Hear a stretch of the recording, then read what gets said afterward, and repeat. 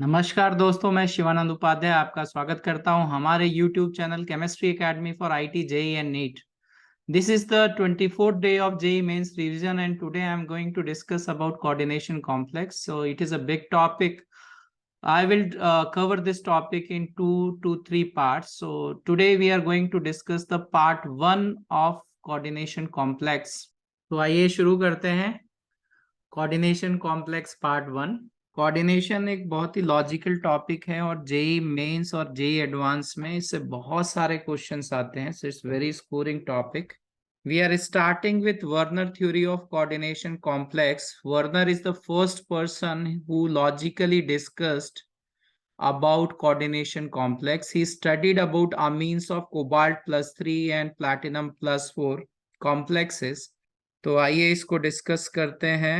Werner theory of coordination complex. By studying the following properties of cobalt plus 3 and platinum plus 4 amines, Werner explain two types of valencies in coordination complex. So according to Werner, there is two type of valency: primary valency and secondary valency. So if I am discussing about primary valency का मतलब है oxidation number of the central atom, and secondary valency का मतलब होता है coordination number of the central atom. So what is the difference between oxidation number and coordination number? अभी हम कुछ एग्जाम्पल से समझेंगे। तो प्राइमरी और सेकेंडरी वैलेंसी जो इसने डिस्कवर किया, that is on the basis of some properties which he study for these two compounds, right? So this is the formula of amines of cobalt plus 3. This is the formula. Based on this formula, many compounds can exist. So these are the three possible compounds which can exist. This is 3,1 type of compound. 3,1 means the cation has 3 positive charge and anion has 1 negative charge. This is 2,1 type of compound and this is 1,1 type of compound. So here this possibility is not there, because when we are saying that this ammonia molecule is polar in nature, but that ammonia molecule can attach with cation or anion if it is existing in this form. ये जो coordination sphere है, इस पे net charge 0 है. If the coordination sphere has net charge 0, this ammonia cannot combine with this coordination sphere. That's why this compound does not exist. So if the formula is this, there are possibility of 3 ionic complexes. Same way, in case of platinum plus 4 amines, there are, if this is the formula, there are 4 possibility. This is 4,1 type, this is 3,1 type, 2,2 type, and 1,1 type. This type of complex is not possible. Again, the reason is same. This coordination sphere is neutral, right? So if the coordination sphere is neutral, this ammonia cannot attach with the coordination sphere. So this is not possible. So on studying the properties of these compounds, like what are the properties which are different, like colligative properties will be different, क्योंकि इसका molecular formula तो same है, but the formula is different. So on ionization, it can form 4 particles, this can form 3 particles, this can form 2 particles. So their colligative properties will be different. Their color will be different.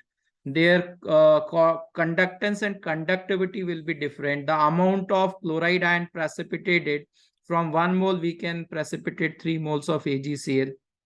From 1 mole here, 2 moles, and from 1 mole here we can precipitate 1 mole of AgCl, right? So with the help of precipitation. So by studying these properties, they have, or Werner has find out what is primary valency and secondary valency. Same way we can discuss about this amines of platinum plus 4.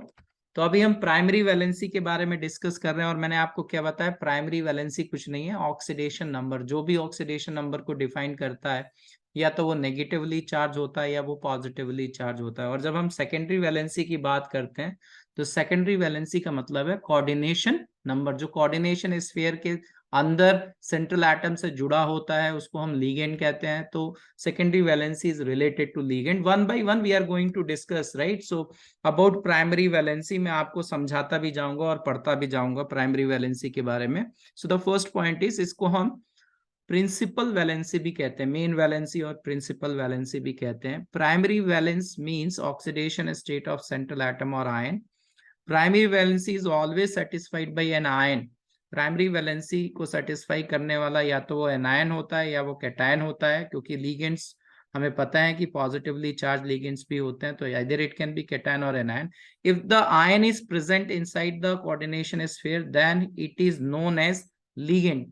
But if it is outside the coordination sphere, it is not a ligand. So what we are discussing here, जैसे अभी यहाँ ये example है और मैं oxidation state की बात करूंगा, तो ऑक्सीडेशन स्टेट जो है कोबाल्ट एटम का क्लोराइड आयन पे डिपेंड करेगा, ये नेगेटिवली चार्ज है, और ये तीनों क्लोराइड आयन जो है वो कोऑर्डिनेशन स्फीयर के बाहर है। ये कोऑर्डिनेशन स्फीयर हो गया, जो इसके बाहर है इसको कहते हैं आयोनाइजेशन स्फीयर। तो यहाँ पे जो क्लोराइड आयंस हैं, they are not inside the coordination sphere, right, they are not forming covalent coordinate bond with the central atom, so they are not ligand, right. वही पॉइंट डिस्कस किया गया है कि प्राइमरी वैलेंसी को satisfy करने वाले अगर वो कोऑर्डिनेशन स्फीयर के बाहर हैं तो केवल ये ऑक्सीडेशन स्टेट डिफाइन करेंगे। लेकिन कई बार ऐसा होगा जब ये क्लोराइड आयन चार्ज भी डिसाइड कर रहा है, कोबाल्ट पे +3 चार्ज इसकी वजह से भी है, so it is also satisfying primary valency, और ये कोवेलेंट कोऑर्डिनेट बॉन्ड बना भी रहा है तो ये सेकेंडरी वैलेंसी को भी सेटिस्फाई कर रहा है।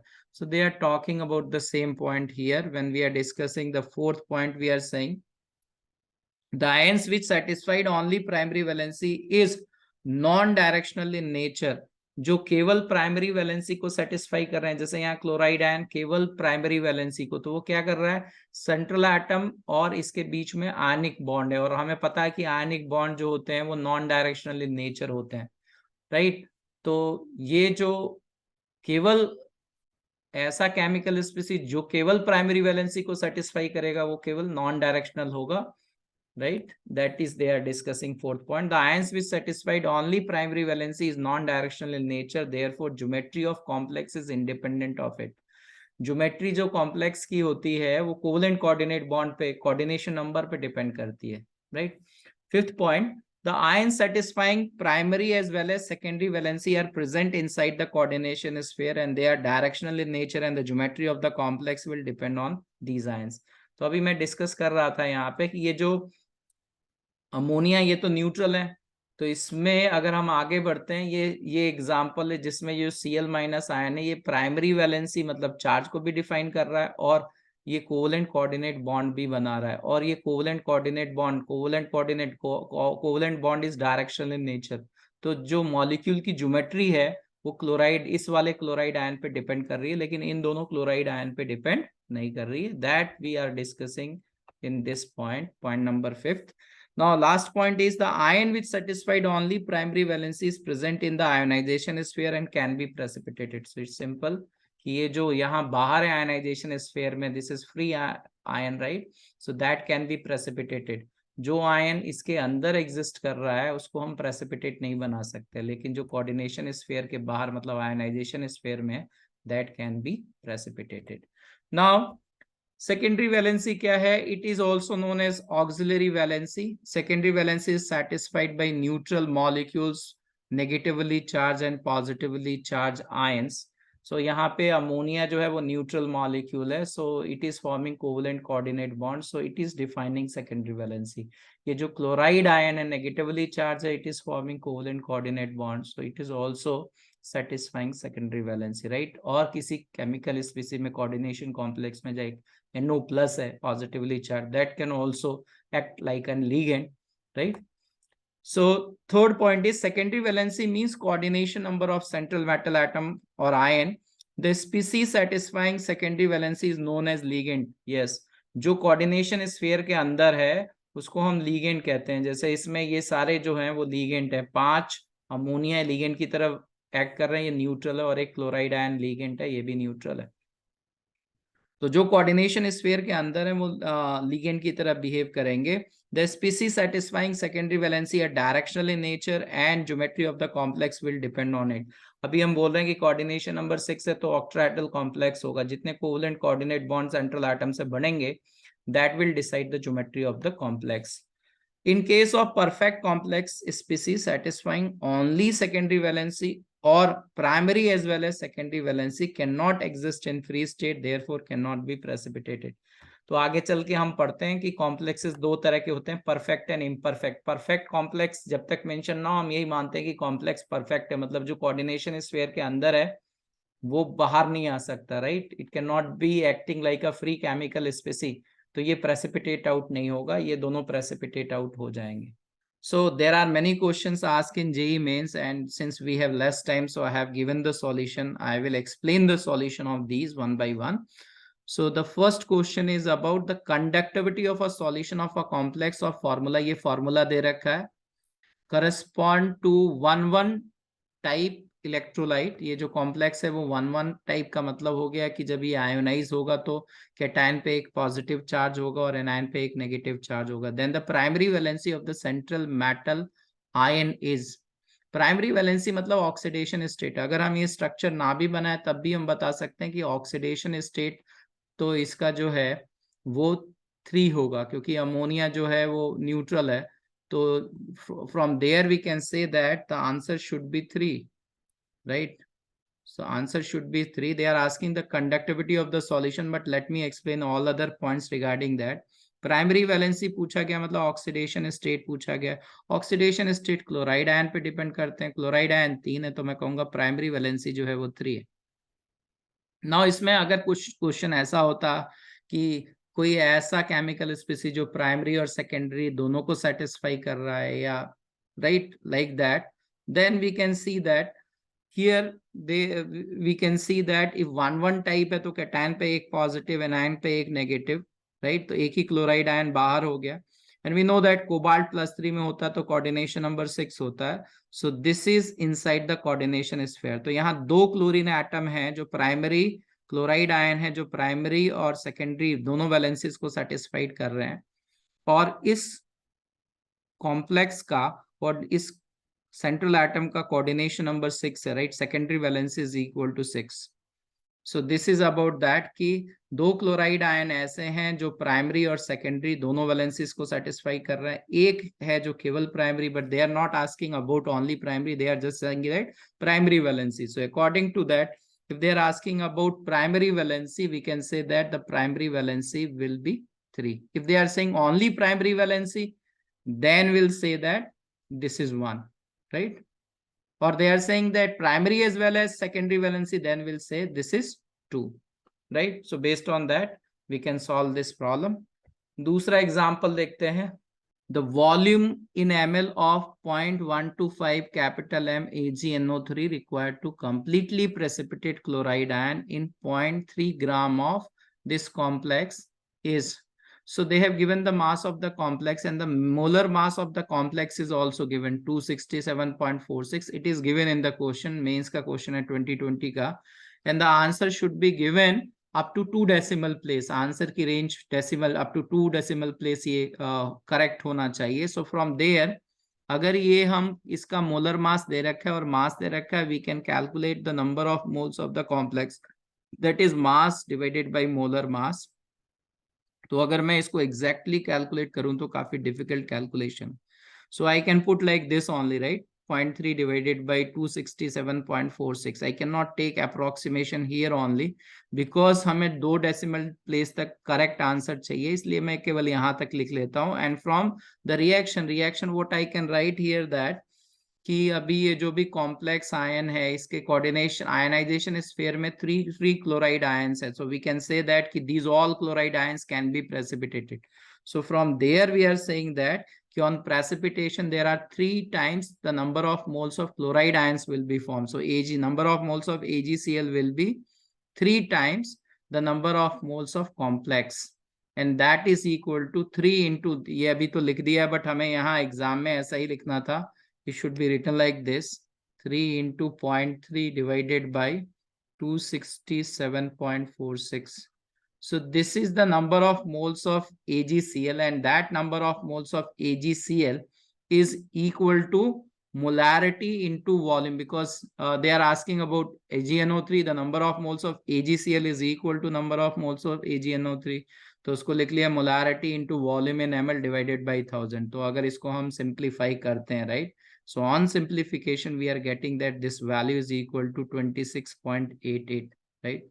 So the answer given is in this range. तो जिन लोगों ने अगर थोड़ा भी approximation ले लिया 0.001, they will get the wrong answer. तो थोड़ा सा ये typical था, आपको ध्यान रखना है कि if they are asking, we'll take the assumption in the last step ना, शुरू में ही assumptions ले लेंगे तो गलत हो जाएगा. We'll take the assumptions in the last step. Next question is complex capital A has a composition. So this is the composition of the complex. तो यहाँ दिख रहे हैं कि हमारे पास 6 water molecule हैं, 3 chloride ion है, chromium atom है. Means chromium is present in +3 oxidation state. Chromium generally +3 में होता है तो उसका coordination number 6 होता है. If the complex on treatment with concentrated sulfuric acid जो है वो drying agent है, it can absorb water molecules को absorb कर सकता है. Loses, so on treatment with concentrated H2SO4, it is losing 13.5% of its original mass. The correct molecular formula of A is, तो हमें पता है कि जो कोऑर्डिनेशन स्फीयर के बाहर वाटर मॉलिक्यूल है, केवल वही वाटर मॉलिक्यूल ये H2SO4 एब्जॉर्ब कर सकता है, because this is attached by dipole force of attraction, right, which is a relatively weaker force of attraction. In water molecules को निकालने के लिए जो है हमें कोवेलेंट कोऑर्डिनेट बॉन्ड ब्रेक करना पड़ेगा. तो जो अंदर है वो तो नहीं जा सकते, जो बाहर है in the form of water of crystallization, इसको कंसंट्रेटेड सल्फ्यूरिक एसिड केवल उन्हीं को एब्जॉर्ब कर सकता है, right. So what will happen that first will find out how many moles are there. तो ये फॉर्मूला दे रखा है और एटॉमिक मासेस दे रखे हैं. From there we can write that molar mass is atomic mass of chromium plus 6 times molar mass of water plus 3 times atomic mass chlorine का 35 दे रखा है. It is not 35.5, we have to take 35. So on doing that we are getting molar mass is 265. So mass of water जो loss हुआ है वो क्या हुआ है, molar mass का 13.5% हुआ है. So 13.5% of molar mass means it is coming 35.775. मतलब लगभग there are 2 moles of water in 1 mole of this complex, right? और ये जो 2 moles का loss हुआ है वो होंगे जो water of crystallization के form में होंगे. So from there we can say that the only possibility is C option. C option he possibility है, right? यहाँ पे water of crystallization 1 है, यहाँ 3 है, यहाँ 2 है और यहाँ कोई water of crystallization नहीं है. So C will be the answer. The secondary valency and the number of hydrogen bonded water molecules in CuSO4.5H2O respectively are. ये CuSO4.5H2O ब्लू कलर का कंपाउंड होता है. अगर ये एनहाइड्रस फॉर्म में हो, केवल CuSO4 में हो तो ये कलरलेस होता है या व्हाइट कलर होता है, right. But CuSO4.5H2O hydrated copper sulphate is blue in colour, right. JEE advance में ऑलरेडी इसके बारे में क्वेश्चन पूछा गया. We know in chemical bonding will study the structure of CuSO4.5H2O. ये स्ट्रक्चर है. There is 4 water molecules attached with copper by covalent coordinate bond, right. तो अभी यहाँ पे देखें तो इसकी सेकेंडरी वैलेंसी कितनी है, 4 है. It is 4. और ऑप्शंस दे रखे हैं यहाँ पे कि what is the secondary valency means coordination number of copper and the hydrogen bonded water molecules. तो if I see the option, only option coming 4 ही है ना पहले ऑप्शन में. सेकेंडरी वैलेंसी 4 को सेटिस्फाई करने वाला ये है, क्योंकि there is a doubt when we go to discuss hydrogen bonded water molecule, तो ये वाटर मॉलिक्यूल भी हाइड्रोजन बॉन्डेड है. हाँ, ये जरूर है कि केवल ये हाइड्रोजन बॉन्डेड नहीं है, it is also covalent coordinate bonded, right. This water molecule is hydrogen bonded from cation and anion. This is water of crystallization, right. So from there we'll get the B option. JEE advance में question ये पूछा गया था कि CuSO4.5H2 में कौन कौन से बॉन्ड है. तो you can see here that there is covalent bond between sulfur and oxygen, normal covalent bond. There is covalent coordinate bond. There is ionic bond between cation and anion, and there is a hydrogen bond. So all type of bonds is present in this compound CuSO4.5H2O. Now the next example 2020 के ही examples हैं ये सारे, बहुत सारे questions पूछे गए हैं. So I have taken few examples to discuss the concepts related. तो अभी अगर हम on complete reaction of FeCl3 with oxalic acid. FeCl3 को अगर हम पानी में डालेंगे तो आयरन +3 अलग होगा, क्लोराइड आयन अलग होगा। We are reacting with oxalic acid in aqueous medium containing KOH। Basic medium में ऑक्जेलिक एसिड ऑक्जेलेट आयन के फॉर्म में एग्जिस्ट करेगा। Iron +3 and oxalate ion will combine to form complex and this is the complex form. तो ये reaction हमने इस तरह से लिख लिया और बैलेंस कर लिया। एसिड बेस रिएक्शन से ऑक्जेलेट बनेगा, oxalate or iron +3 will combine to form this complex. So this is FeC2O4 thrice। ये NCERT में कॉम्प्लेक्स दे रखा है और इसके बारे में मैग्नेटिक प्रॉपर्टी भी डिस्कस करते हैं कि what is magnetic property of this complex. It is inner orbital complex और outer orbital complex. It is high spin complex और low spin complex. Will discuss later on, right. अभी तो ये है। तो इसमें हमें पता है कि ऑक्सलेट आयन बाइडेंटेड लिगेंड है, 3 ऑक्सलेट आयन है, मतलब coordination number will be 6। So answer here will be 6। इसका आंसर 6 होना चाहिए। आंसर इसका 6 होना चाहिए। Now the next problem is 3 moles of AgCl get precipitated when 1 mole of an octahedral complex with empirical formula। ये empirical formula given है। Chromium +3 oxidation state में है, मतलब कोऑर्डिनेशन नंबर 6 होगा। Reacts with excess of AgNO3. So we have to know that how much chlorine atom is in ionization sphere. The number of chloride ion satisfying the secondary valency of the metal ion is okay. So 3 moles of AgCl get precipitated when 1 mole, मतलब 3 chloride ions तो ionization sphere में और coordination number 6 होता है। वैसे they are asking कि what is coordination number, but they are saying कि okay these 3 will be precipitated, तो बाकी सारे अंदर है। From there we can find that the secondary valency is equal to 6, right? So they are asking कि कितने chloride ion. Okay, so the number of chloride ion satisfying the secondary valency. तो सारे ionization sphere में कोई भी chloride ion जो है वो कोऑर्डिनेशन स्फीयर में नहीं है। इसका मतलब answer will be 0, right? So this answer will be 0। 3 moles, same type of question, 3 moles of metal complex with formula दे रखा है। ये इथिलीन डायमीन है, बाइडेंटेट लिगेंड है। gives 3 moles of silver chloride। 3 mole metal complex के 3 मोल silver chloride दे रहा है, मतलब 1 mole will give 1 mole. It means that in one complex molecule 1 chloride ion is there in ionisation sphere, right? तो अगर एक chloride ion है मतलब ये 1 टाइप ऑफ कॉम्प्लेक्स हो गया। In this 1 type of complex cobalt +3 में है, कोऑर्डिनेशन नंबर 6 होगा, right? So from here we can find out what is the coordination number because it is a bidentate ligand. तो 4 और ये monodentate है 6, so coordination number will be 6, right? So secondary valency of cobalt is 6 and there are 2 chloride ions which is satisfying primary as well as secondary, and there is 1 chloride ion which is only satisfying primary valency, ठीक है? Now another concept, it is also very simple concept, Sidgwick effective atomic number rule। effective atomic number rule इसमें होता क्या है कि will count, it is the total number of electrons on the central atom after forming the complex। मतलब central atom के पास पहले ही कुछ electrons होते हैं, जब वो लीगेंड से कंबाइन होता है तो यूजुअली एक लीगेंड 2 इलेक्ट्रॉन देता है क्योंकि कोवेलेंट कोऑर्डिनेट बॉन्ड बनाता है।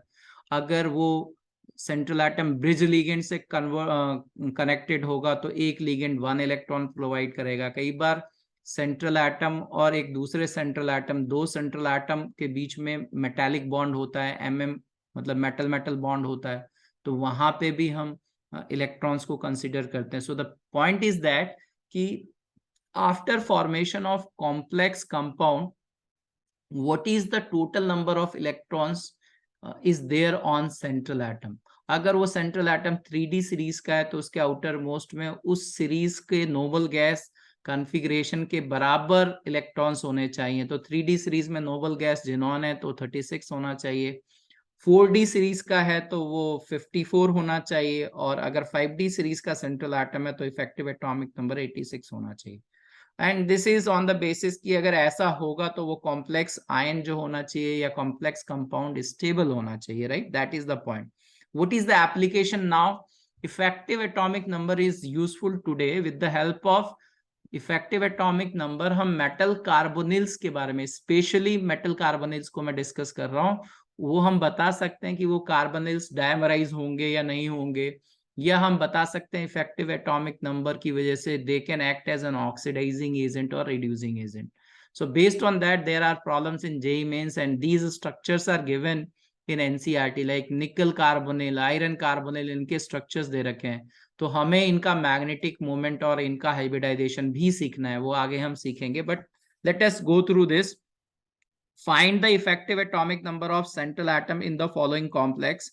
तो ये तीनों एग्जाम्पल एनसीईआरटी में अभी भी दे रखे हैं, राइट। तो NiCO4 कॉन्सेप्ट ये है कि निकल बॉन्ड बनाने से पहले इसका एटॉमिक नंबर 28 है, तो 28 इलेक्ट्रॉन्स थे, और ये 4 कार्बोनिल ग्रुप जो है कोऑर्डिनेट बॉन्ड बना रहा है, कोवलेंट कोऑर्डिनेट बॉन्ड। तो एक कार्बोनिल जो है वो 2 इलेक्ट्रॉन प्रोवाइड करेगा, तो 2 into 8, 2 into 4 is 8, 28 plus 8 is 36। तो बॉन्ड बनाने के बाद इस कॉम्प्लेक्स आयन में निकल के पास 36 इलेक्ट्रॉन्स हैं, right. Same way we can say that it is following effective atomic number rule। 3D series का है, इसका 36 है, मतलब ये ऑक्सीडाइजिंग एजेंट और रिड्यूसिंग एजेंट या ये डैमराइज वगैरह नहीं होगा। Same way we can find out that in FeCO5 इसका एटॉमिक नंबर है 26 और 5 into 2 10, so 36। it is also following effective atomic number rule। CrCO6 chromium is 24, 24 plus 12 is 36।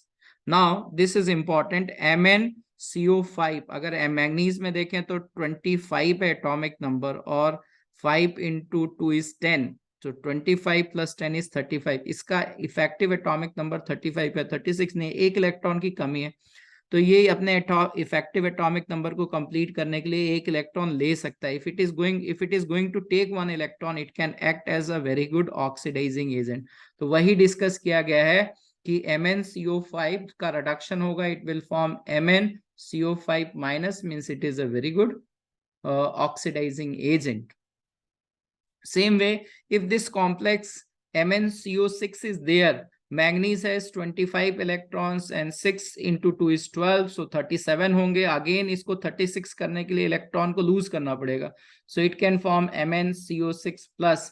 so here it is losing electron। this compound, complex compound, carbonyl complex can act as a reducing agent। ये oxidizing agent और ये reducing agent, इसको electron की जरूरत है और ये electron release करेगा, right. So this is one thing।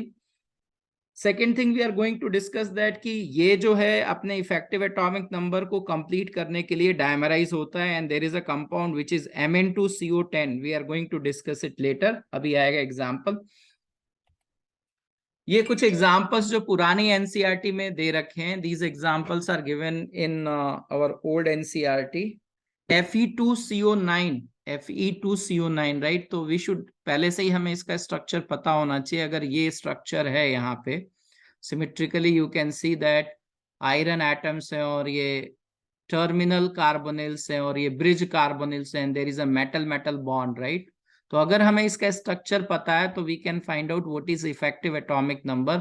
Iron, इस वाले सेंट्रल एटम पे देखते हैं, आयरन के पास 26 इलेक्ट्रॉन थे। ये नॉर्मल कोवलेंट कोऑर्डिनेट बॉन्ड है, हर एक लिगेंड 2-2 इलेक्ट्रॉन देगा, तो 3 into 2। ब्रिज वाले कार्बोनिल्स का कॉन्ट्रीब्यूशन हम 1 मानते हैं, right. So here there are 3 bridge carbonyls, so 3 into 1। और ये जो मेटल मेटल है, एक इलेक्ट्रॉन हम ये मानते हैं कि शेयरिंग हो रही है, तो अभी काउंट करें तो इसमें 2 इलेक्ट्रॉन है, तो एक तो इसका एक दूसरे आयरन से है, so we are taking 1 for this metal metal bond। so now if I find the what is the effective atomic number, तो अभी इसका 36 आ रहा है। तो अगर हमें ये स्ट्रक्चर्स पता होने चाहिए, because these structures are given in old NCERT. अभी जो एनसीईआरटी उसमें ये वाला स्ट्रक्चर नहीं है। Now this structure is there in our NCERT, right. अभी भी ये वाला स्ट्रक्चर दे रखा है इसके बारे में, और मेंस में इससे क्वेश्चन पूछे जाते हैं NCERT.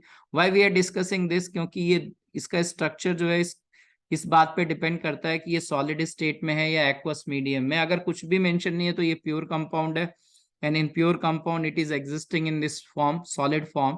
so CO2CO8, right, this is the structure of this complex where there are 2 carbonyl group which are bridge ligands, and there is a metal metal bond, और जो टर्मिनल है वो 3 है। तो यहाँ से इफेक्टिव एटॉमिक नंबर मैं calculate करूं, क्योंकि अभी हम डिस्कस कर रहे थे मैग्नीज के बारे में, लेकिन ये कोबाल्ट के लिए है, right. So we are discussing it first time, so we should know the structure of CO2 CO8 in solid state। from there we can find that what is effective atomic number। तो carbonyl में मतलब oxidation state 0 है इन सब में, जितने भी metal carbonyls हैं। तो एटॉमिक नंबर ही नंबर ऑफ इलेक्ट्रॉन्स के बराबर है, so that is equal to 27। और इसने 3 नॉर्मल कोवलेंट कोऑर्डिनेट बॉन्ड बनाया है, तो 3 टर्मिनल लिगेंड्स की वजह से 3 इंटू 2, मेटल मेटल 1 है, और ब्रिज वाले के वजह से कंट्रीब्यूशन 1, ऐसे 2 हैं। So if we simplify we are getting 36, right. So this structure is important, Mains में 2 बार इस पे सवाल पूछा गया है। I don't know about other year, ये तो मैं किसी एक पर्टिकुलर ईयर की बात कर रहा हूँ। So here this is not in NCERT, but if the same compound is existing in aqueous medium, if it will exist in aqueous medium, there is no bridge ligand, they are all terminal ligands, and from there also they are satisfying this effective atomic number rule. But अगर कुछ mention नहीं हो तो हमें यही मानना है जो NCERT में दे रखा है, या pure मानना है अगर mention नहीं है कि aqueous medium में, aqueous medium is a mixture. So here if they are talking about, not talking about in which medium is, it is a pure substance. So if it is a pure substance, it will exist in solid state. तो ये वाला structure हमारे लिए important है, right. This is just an information की aqueous state में ये भी एग्जिस्ट करता है इस फॉर्म में। एंड ये एग्जांपल जो है वो एनसीईआरटी में मेंशन है। अभी हम डिस्कस कर रहे थे कि MnCO5 जो है उसका इफेक्टिव एटॉमिक नंबर जो है वो 35 है, तो वो डायमराइज होगा in order to complete its effective atomic number. तो अभी ये डायमराइज हो गया है, MnCO5 is dimerizing, and now you can find out that there is no bridge carbonyl group, but there is one metal metal bond. So from there we can write that effective atomic number manganese का atomic, क्योंकि अभी net charge इस पे 0 है तो 25 हो गया, right? And then there are carbonyl terminal carbonyl groups 5, so 5 into 2 is 10, और एक metal metal है तो उसकी वजह से एक contribution, so it is 36. So the logic is that MnCO5 जो है इसका इफेक्टिव एटॉमिक नंबर कंप्लीट नहीं था, right. Here we are finding that effective atomic number is equal to 35. Dimerization is taking place so that effective atomic number should be equal to 36. So this is also very important Mains में इस पे सवाल पूछे गए हैं। 2 structure की बात कर रहा हूं मैं, Mn2CO10 एंड CO2CO8, इन दोनों के बारे में क्वेश्चंस पूछे गए हैं, और both are given in NCERT. ये ओल्ड एनसीईआरटी में पहले था, तो if you can see that what is the structure, and from there you can find effective atomic number. So in all these carbonyls today what is given in NCERT, ये 3 structures हैं जो NCERT में दे रखे हैं, एक structure ये और एक स्ट्रक्चर ये। इन 5 के बारे में तो आपको एग्जैक्टली पता होना चाहिए, right. Later on we are going to discuss about metal carbonyls, ठीक है। इफेक्टिव एटॉमिक नंबर तब भी आएगा जब सेंट्रल एटम पे कोई पॉजिटिव चार्ज होगा। तो लॉजिक सेम है, जैसे K4FeCN6 है, अगर मुझे K4FeCN6 में effective atomic effective atomic number iron का फाइंड आउट करना है, तो iron is existing in +2 oxidation state, तो इसका एटॉमिक EN लिखना है, तो इसका एटॉमिक नंबर कितना था 26, इसने 2 इलेक्ट्रॉन लूज किए हैं तो -2, और 12 जो है वो इलेक्ट्रॉन्स हैं जो कोवेलेंट कोऑर्डिनेट बॉन्ड से आ रहे हैं, right. So 2 from each cyanide ion, right, they are terminal ligand, so 6 into 2. So if you simplify 24 plus 12, if you simplify, it is following effective atomic number rule, right? Questions क्या क्या पूछे गए हैं mains में 2019 में question है, the number of bridging carbon monoxide ligand and metal metal cobalt bond, metal metal bond in CO2CO8। तो अगर आपको स्ट्रक्चर नहीं पता होगा, यहाँ स्टेट नहीं दे रखा है, तो हमें वही लिखना है कि ये प्योर सब्सटेंस है, सॉलिड स्टेट में एग्जिस्ट करेगा, राइट। क्योंकि हमने इसके 2 स्ट्रक्चर के बारे में डिस्कस किया है, लेकिन इसको हम एग्ज्यूम नहीं करेंगे क्योंकि they are not mentioning in aqueous state. So if nothing is mention it is pure state, and NCERT में केवल यही स्ट्रक्चर दे रखा है। So from there you can find that there are 2 bridge ligands and there is 1 metal metal bond, right? So 2 bridge ligand and 1 metal metal bond. Same way ये question पूछा गया, organic metallic compound Mn2CO10 जो है वो organic metallic compound क्यों है। Organic metallic compound में metal और कार्बन बॉन्ड होना जरूरी होता है, that is one of the must condition. So because of that it is organometallic compound, metal carbon bond होना जरूरी है। Now the number of bridging carbon monoxide ligand in CO2CO10, Mn2CO10. So we have discussed कि MnCO5 में effective atomic number complete नहीं है, इसका effective atomic number है 35, तो ये डायमराइज होगा, तो ये डायमराइज होगा तो मेटल मेटल बॉन्ड बनेगा, राइट। सो डायमराइजेशन इसका हो रहा है, मेटल मेटल बॉन्ड बनेगा। So from that logic will able to remember more easily this structure. तो इसमें यही पूछा कि ब्रिजिंग कार्बन मोनोऑक्साइड लिगेंड कितने हैं, तो आंसर विल बी 0। इससे पहले जो था वो कोबाल्ट वाले में ब्रिजिंग 2 हैं सॉलिड स्टेट में, राइट। तो ये 5 हैं, आपको ये इनके स्ट्रक्चर्स याद रखने हैं, right. Now there are 4 theories in coordination complex, right? Valence bond theory, crystal field theory, ligand field theory and molecular orbital theory. अगर हमें कोऑर्डिनेशन कॉम्प्लेक्स को पूरी तरह से लॉजिकली समझना है तो हमें ये 4 थ्योरीज आनी चाहिए, बट हमारे सिलेबस में केवल 2 थ्योरीज हैं, valence bond theory and crystal field theory. We don't have to study about ligand field theory and we don't have to study about molecular orbital theory, right? इसकी वजह से कई बार जब हम क्वेश्चंस को सॉल्व करेंगे ये थ्योरीज हम पढ़ नहीं रहे हैं, लेकिन when we have to understand we need certain points, तो कहीं कहीं पे हमें कुछ लॉजिक बनाने पड़ेंगे, right. Otherwise this chapter is very logical. अच्छा, कुछ लोग ऐसा करते हैं कि when they are calculating hybridization, right, they are mixing the things, they are mixing valence bond theory and CFT. तो हमें पहले ये पता होना चाहिए कि what is the difference between valence bond theory and crystal field theory. We do not have to mix those theories, right. तो हम एक एक करके इनको समझने की कोशिश करेंगे। वैलेंस बॉन्ड थ्योरी हमने पहली बार केमिकल बॉन्डिंग में पढ़ा था, ये पहला थ्योरी था क्वांटम मैकेनिक्स पे बेस्ड, जिसमें हम हाइब्रिडाइजेशन की बात करते थे। In hybridisation what we are saying that कि बॉन्ड बनाने से पहले जो सेंट्रल एटम है उसके एटॉमिक ऑर्बिटल्स इंटरमिक्स होंगे, इंटरमिक्स होके हाइब्रिड ऑर्बिटल्स बनाएंगे। जो हाइब्रिड ऑर्बिटल्स बनेंगे उनकी एनर्जी लगभग एक जैसी होगी, एग्जैक्टली सेम नहीं हो सकती, कई केसेस में एग्जैक्टली सेम होगी और अलग अलग भी हो सकती है, जैसे हमने ट्रायगोनल बाइपिरामिडल ज्योमेट्री में भी डिस्कस किया था। क्योंकि अगर डिफरेंट हाइब्रिड ऑर्बिटल्स में अगर डिफरेंट टाइप ऑफ इलेक्ट्रॉन्स हैं, जैसे एक कोई खाली ऑर्बिटल, एक फुलफिल्ड है, एक हाफ फिल्ड है, definitely their energy will be different. So let me discuss that valence bond theory. Valence bond theory में हमने कहा था कि हाइब्रिड ऑर्बिटल फुलफिल्ड भी हो सकता है, हाफ फिल्ड भी हो सकता है और वैकेंट भी हो सकता है। तो यहाँ पे जो हम हाइब्रिड ऑर्बिटल्स, क्योंकि हमें कोवेलेंट कोऑर्डिनेट बॉन्ड बनाना है और सेंट्रल एटम जो है वो लुईस एसिड है, उसको इलेक्ट्रॉन लेने हैं, तो हाइब्रिड ऑर्बिटल हमारा वैकेंट होना चाहिए, ठीक है। जब हम ट्रांजिशन एलिमेंट्स की बात कर रहे हैं, कोऑर्डिनेशन कॉम्प्लेक्स की बात कर रहे हैं, then in hybridization the central atom has vacant orbitals, तो हाइब्रिड ऑर्बिटल्स वैकेंट होंगे, उसमें लिगेंड जो है लोन पेयर डोनेट करेगा, there is formation of covalent coordinate bond. So the central metal atom or ion in the complex makes available a number of empty orbitals for the formation of coordinate bond with the suitable ligand. The number of empty orbitals made available for the purpose is equal to the coordination number of the central metal atom or ion. The appropriate atomic orbitals sp(d) of the metal hybridized to give an equal number of hybrid orbitals of equivalent energy known as hybrid orbitals. So already we have discussed these points. The d orbitals involved in hybridization may be inner d orbitals or outer d orbitals, right? जैसे अगर मैं ये कह रहा हूं कि electronic configuration लिख रहे हैं 3d10 4s2 4p, right. 4s 4p के साथ अगर 3d वाला भी आ रहा है तो इसको हम कहेंगे inner orbital complex.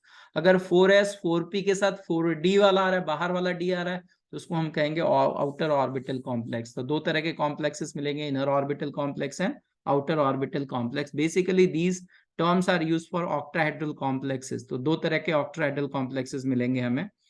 The filled orbitals of ligand overlap with vacant hybridized orbitals of metal to form covalent coordinate bond. Filling of electrons takes place according to Hund's rule. लेकिन Hund's rule हमेशा valid नहीं होता. Sometimes Hund's rule is violated in valence bond theory under the influence of some ligands.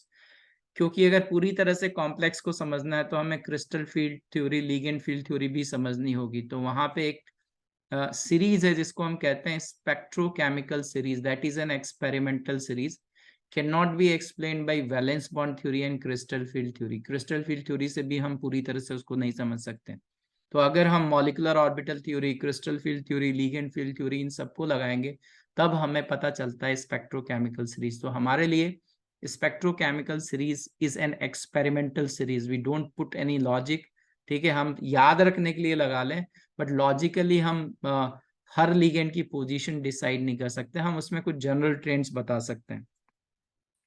With the help of magnetic moment and valence bond theory, we can predict the geometry of the complex. तो valence bond theory की बहुत सारी demerits हैं, उसमें एक demerit ये है कि हम complex की geometry तभी बता सकते हैं जब हमें complex का magnetic moment पता हो।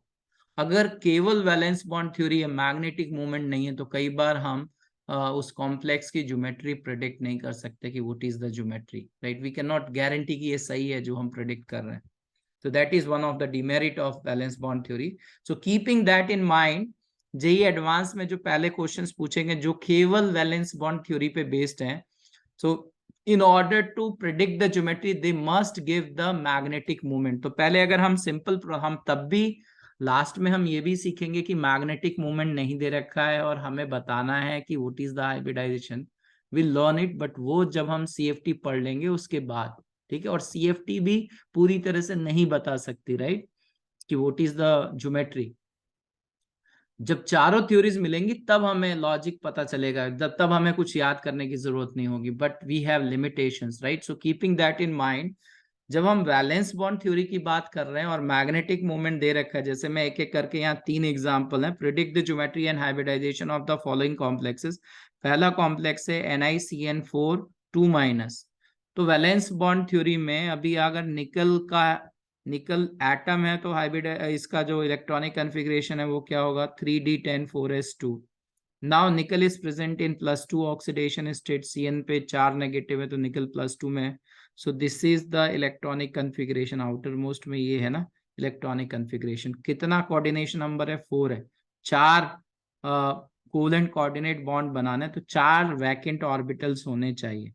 अब यहाँ मैग्नेटिक मोमेंट इन्होंने दे रखा है 0, तो अभी मैं कोई CFT वगैरह नहीं लगा रहा हूँ, मैं वैलेंस बॉन्ड थ्योरी में केवल ऑर्बिटल्स में इलेक्ट्रॉन्स को फिल कर सकता हूँ। तो मुझे पता है कि this is 3d 4s and 4p। So now we have 8 electrons, और ये कहा जा रहा है मैग्नेटिक मोमेंट 0 होगा, वो तभी होगा जब ये सारे के सारे इलेक्ट्रॉन्स पेयर्ड होंगे, मतलब एक ऑर्बिटल्स जो है वो d का वैकेंट है, ये वैकेंट है, right. By the help of magnetic moment we are saying. And 4s का 1 हो गया, 4 हमें बॉन्ड बनाने हैं, और यहाँ पे 4p में 3 है, तो एक d का यूज हो गया, हमें 4 ही चाहिए, तो 4 atomic orbitals will intermix. So this is dsp2 hybridisation. और जब dsp2 हाइब्रिडाइजेशन होगा तो इसमें ये पूछा जाएगा कि ये कौन सा d ऑर्बिटल है।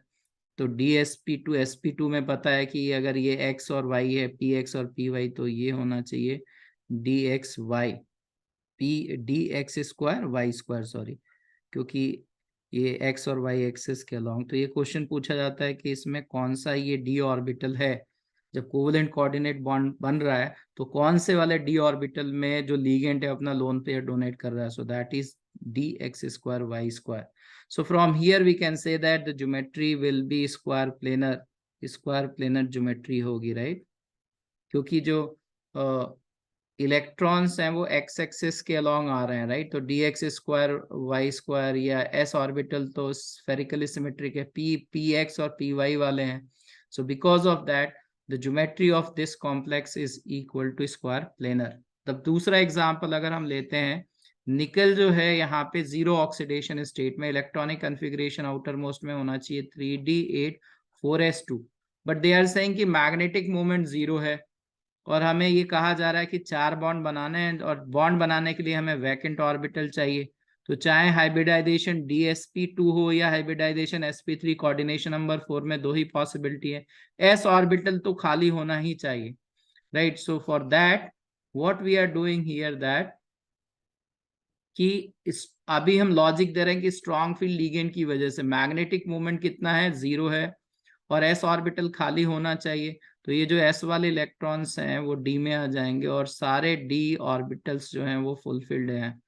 Now we can say that 1s and 3p will combine to give sp3 hybridization। sp3 hybridization होगा तो we know that geometry is tetrahedral। Same way for this nickel chloride, we know that nickel is present in +2 oxidation state। यहाँ पे unpaired electrons 2 हैं, और electronic configuration है 3d8. So now I can write that 3d8 4s0.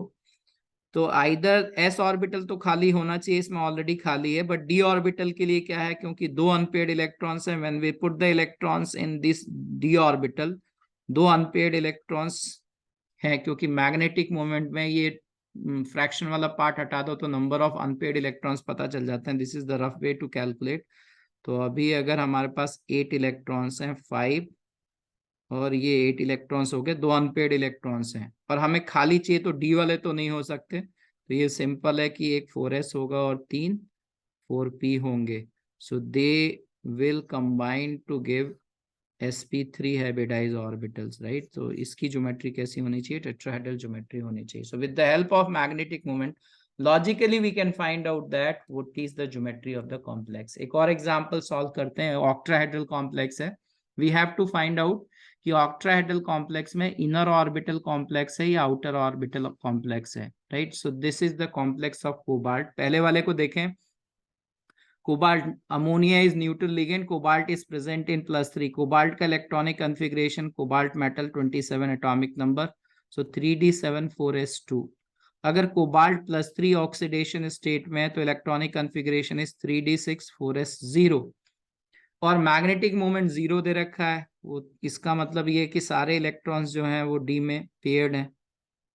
तो इसका मतलब दो d orbitals खाली हैं, क्योंकि अगर 6 इलेक्ट्रॉन्स हैं और सारे पेयर्ड हैं, इसका मतलब दो d ऑर्बिटल खाली हुए हैं. इसका मतलब ये हाइब्रिडाइजेशन में पार्टिसिपेट करेंगे, एक s करेगा और 3 p करेंगे. So from here we can say that the hybridisation will be d2sp3, d2sp3. And in this d2sp3 hybridisation it is known as, क्योंकि अंदर वाला d ऑर्बिटल यूज हुआ है तो इसको कहते हैं inner orbital complex. Inner orbital complex, right? Same way we can discuss about the second example. Second example में यहाँ मैग्नेटिक मोमेंट दे रखा है, डेसिमल वाला पार्ट हटा दो तो नंबर ऑफ अनपेयर्ड इलेक्ट्रॉन्स 4 है. कोबाल्ट +3 में है तो कोबाल्ट +3 का electronic configuration we know that 3d6 and 4s0. 6 electrons हैं d में, लेकिन 4 अनपेयर्ड हैं. इसका मतलब ये है कि सबसे पहले हम इसमें एक एक इलेक्ट्रॉन फिल करें, and then pairing will take place. From there we'll get 4 electrons. Now ये तो कंफर्म हो गया कि d हाइब्रिडाइजेशन में पार्टिसिपेट नहीं कर सकता, क्योंकि खाली ऑर्बिटल्स ही हाइब्रिडाइजेशन में पार्टिसिपेट करने चाहिए कोऑर्डिनेशन कॉम्प्लेक्स में. So from there we can say that कि ये आउटर ऑर्बिटल कॉम्प्लेक्स फॉर्म होगा, राइट? 1 2 3 4 एंड 5. सो एक s ऑर्बिटल, 3 p ऑर्बिटल और 2 d ऑर्बिटल बाहर वाले. सो it will form sp3d2. So in this case we'll say that it is outer orbital complex. ये outer or inner orbital complex is related to valence bond theory. This is related to valence bond theory. There is another term which is known as high spin complex and low spin complex.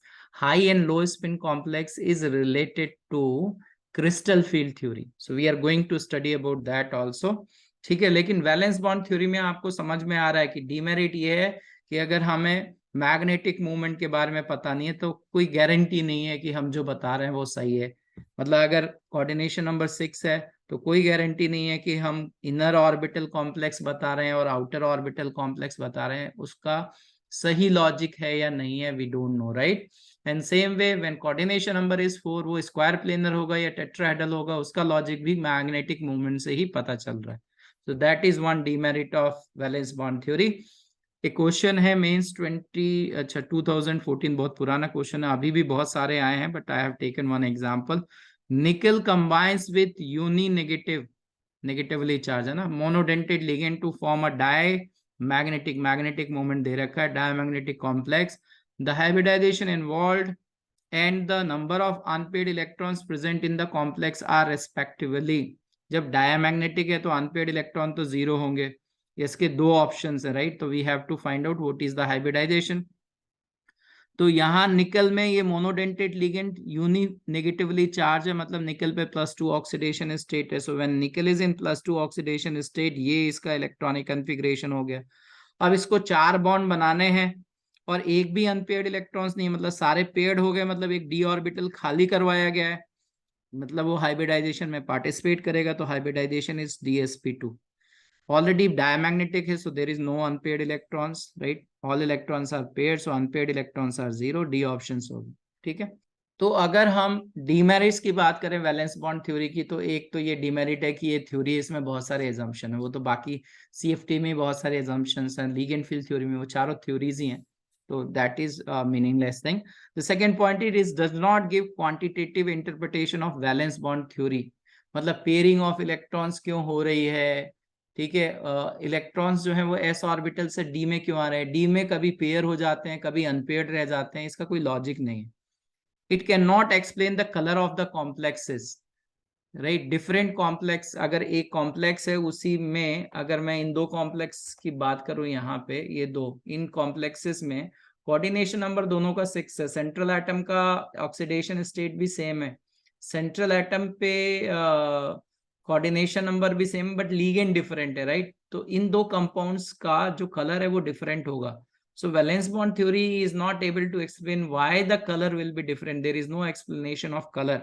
It does not make exact prediction regarding the tetrahedral. अभी हमने discuss किया कि coordination number 4 होगा, और अगर हमें magnetic moment पता नहीं है, we can not confirm that कि ये टेट्राहेड्रल हम जो कह रहे हैं वो सही है, या ये जो स्क्वायर प्लेनर कह रहे हैं वो सही है. It is based on magnetic moment. और same way we does not have correct prediction for inner and outer orbital. Octahedral में भी डिस्कस किया, we have taken 2 examples to explain that कि एक जो है वो इनर बनाएगा और एक आउटर बनाएगा, that is also based on magnetic moment. It does not distinguish weak field ligand and strong field ligand. अगर मैं यहाँ पे इनर ऑर्बिटल कॉम्प्लेक्स, तो अब मैं ये कहूंगा अमोनिया जो है वो स्ट्रॉन्ग फील्ड लिगेंड है, क्योंकि ये इनर ऑर्बिटल कॉम्प्लेक्स बना रहा है, और ये फ्लोराइड आयन जो है वो वीक फील्ड लिगेंड है, because it is forming outer orbital complex. So the concept of strong field ligand and weak field ligand is not explained by valence bond theory. So these are some points. Now I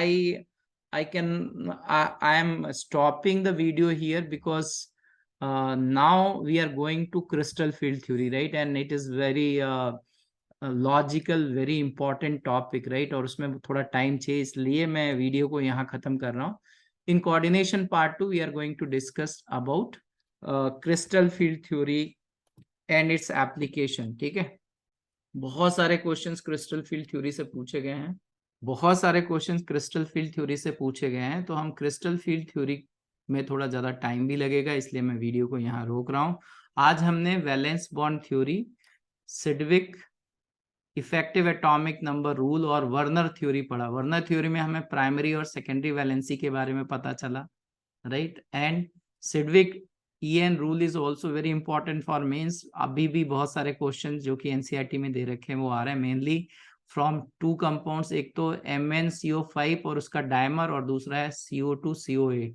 so 2 bridge bonding वाले carbon monoxide जो हैं वो CO2CO8 में, और एक metal metal bond है, right. So those structures are very important. अगर आपको वीडियो पसंद आ रहा है तो प्लीज इसको लाइक करिए, और हम आपसे जल्दी मिलते हैं second part of coordination complex, जिसमें हम क्रिस्टल फील्ड थ्योरी और फर्दर उसके आगे की बात करेंगे. Thank you.